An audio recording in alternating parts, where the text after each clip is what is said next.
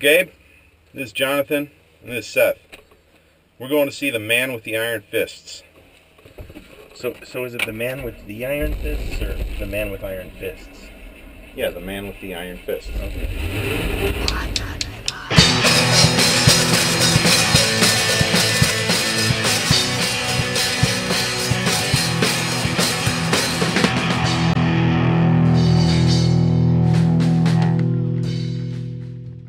Well, personally, I'm really excited because the one thing I know about the RZA is that the man loves him some kung fu movies. He did the soundtrack for Ghost Dog and Kill Bill, so he's worked with solid directors like Jim Jarmusch and Quentin Tarantino before.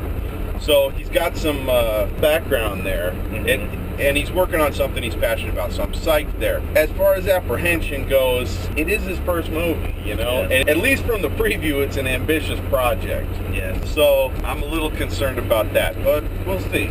I am extremely excited about this movie. It looks great. I mean, it just looks visually awesome and everything. And I've watched a lot of old kung fu movies, as I'm sure you guys have too. And it has that, that feel to it just from the trailer. I'm really intrigued by Russell Crowe's character. I don't really know a whole lot about him, from the trailer, but he seems like he's got a cool character. As far as apprehension goes, I'm really not a very big Lucy Liu fan at all. I just don't like her. I'm going to have to disagree with you on that one. Yeah, I know a lot of people really like her. Just something about her just rubs me the wrong way. I don't know. Oh, insert massage parlor joke here. Well, I don't know very little about this. I know it's, they say presented by Quentin Tarantino. Does that mean that it's endorsed by him, or what does that even mean? I think he probably co-executive produced it, so he's so tangentially attached. The thing that interests me though is this movie seems to be in a similar style and exactly the same era as Django Unchained. So I'm wondering if this is an East-West, I don't know. It's possible. That's an interesting idea. I didn't even think. Yeah. I saw the trailer for both of them. They have a similar feel, similar fonts, similar, real colorful, you know what I mean? And they're set in exactly the same time, like Far East and then American West. So it could be interesting. I'm stoked to see Russell Crowe play a bad guy. He is the bad guy, right? Honestly, it looks like everyone is the bad guy. Yeah. I think maybe the RZA is the only good guy, and he's not in the trailer for more than 2 seconds. He directs and stars in? As far as I know, yeah. I'm going to drop that right in my apprehensive category. The thing I've noticed about rappers is they do intensity incredibly well and subtlety really poorly. Yeah. And this is a movie that seems to be all about intensity, so he'll probably do well. I don't know. We'll see. I'm psyched about it. I've wanted to see it since I first saw the trailer. So I'm stoked. Yeah. This is going to be good.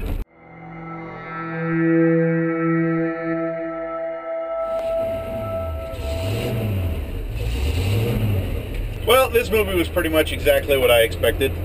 Yeah. Yeah, I would agree with that. I felt like RZA did a great job of capturing the vibe of the old kung fu movies, specifically in that he didn't focus too much on the writing or the acting. Yeah. Oh yeah, that's for sure.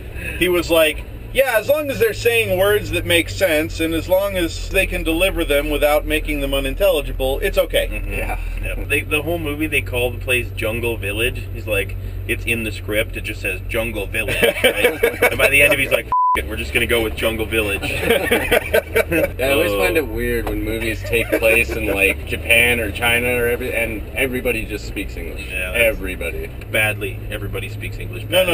If everybody spoke English, it would have been less distracting than the fact that occasionally someone will start speaking Chinese. Yeah, for 30 seconds. For example, the scene where Russell Crowe is talking to a Chinese man. The Chinese man is speaking in English, and Crowe slips into Chinese. Yeah. Seriously? That seemed like you know what? I feel like he was just saying, yeah, we realize this is ridiculous, and we're going to just make it even more ridiculous. I get the feeling that the whole idea for that movie was like, okay, we're going to have one dude, he's got freaking lion fist silver claws, and we got another dude, and there's the whole point of it was just to come up with these over-the-top characters. And beyond that, nothing else really matters. No, I couldn't agree more. I think you just described the exact writing process that RZA and Eli Roth went through as they were sitting there writing the screenplay. It almost felt like they came up with a title first and then worked backwards. But I have to say, like, for his first time directing a movie, some of the scenes in there were excellently done. Like, some of them were just amazing. Like, where they're in the mirror room, I thought that was really cool. That was a clear throwback to Enter the Dragon. Of course, yeah, it was cool. That's the thing, you know, RZA knows kung fu movies. Yeah, and for sure.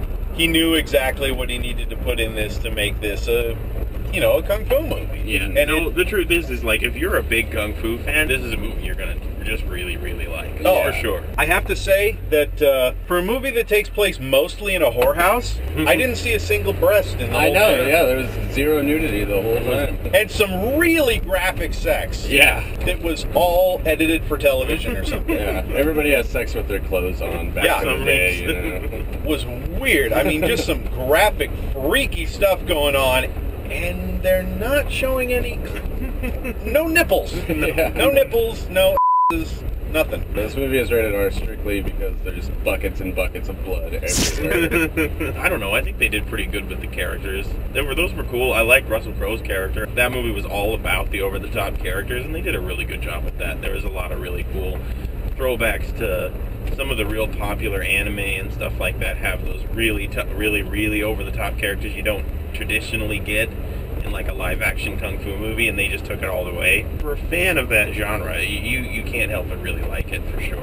I see an entire line of McFarlane toys based on this movie.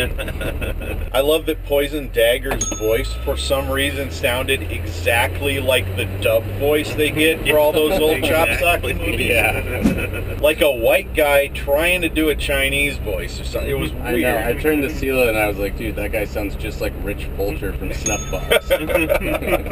I think that if you couldn't get past all the stuff that's deliberately campy, you'd probably just hate that movie start to finish. Yeah. If you didn't, like, say to yourself, oh, well, you know, they're doing that because that's what all kung fu movies do, because, you know, the story doesn't really make sense. There's always some gold shipment and people killing each other for no reason whatsoever. This is how it is. And if you weren't, like, into the genre, I think that this movie would be kind of tough to get into. I don't know. The visuals were spectacular. The color was really, really cool.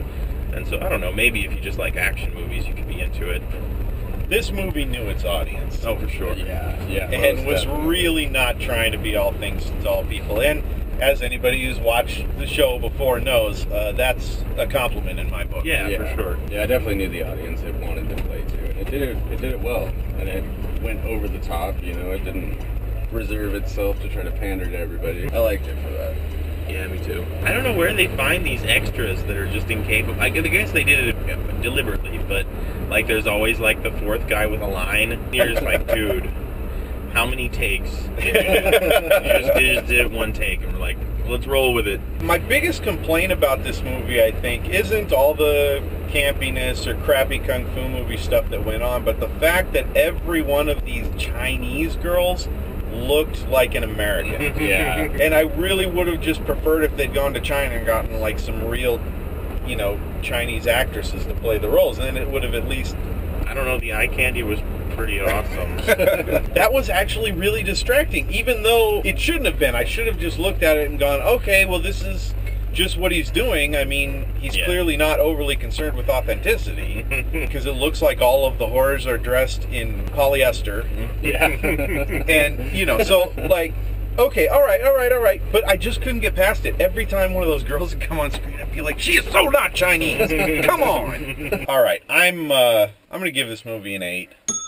I really enjoyed it. It was a lot of fun, but I did have some definite complaints that kept it, despite its level of purity, from, you know, jumping the distance to a 10.